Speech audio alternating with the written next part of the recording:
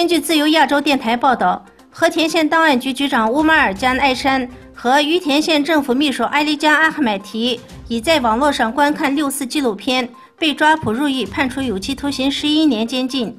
报道指，两人实际上是因为未在新疆反极端主义和分裂主义动员大会上发言而被定性为两面派，遭到政府打击。当地居民对两人被捕表示难过，说两人在当地很受尊重，即使两人没有犯罪，当局还是会因为他们是维吾尔族人将其拘捕。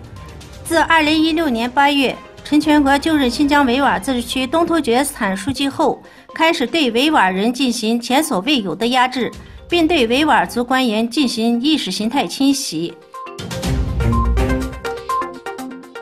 5月25日至31日，中亚著名维吾尔族画家哈希姆库尔班在瑞士举行了为期1周的个人作品画展，地方政府对此给予了很大支持，画展举办得很成功，并引起了当地民众对东突厥斯坦维吾尔人的极大兴趣，为世界进一步了解维吾尔文化起到了很大的作用。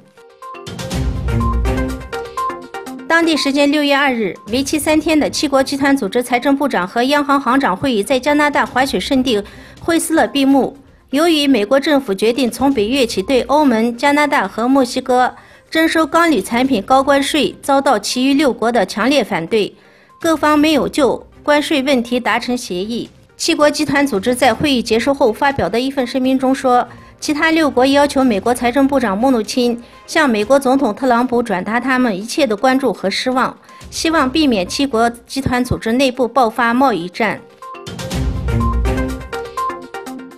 法新社消息，当地时间6月2日，在西班牙新首相桑切斯宣布就职的同一天，西班牙加泰罗尼亚新政府也宣布就职。加泰地区政府的新领导人奎穆托拉要求与桑切斯举行会谈。根据西班牙的宪法，此次就职还意味着马德里对加泰罗尼亚地区的直接控制权自动被解除。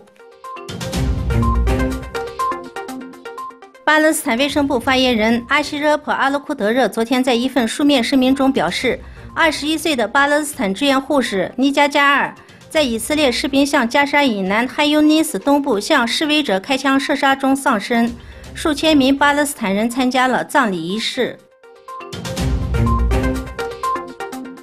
德国报纸声称，北约计划组建1支3万人的部队，在30天内熟练掌握军事技能及快速反应能力，可在短时间内具备各项军事行动技能。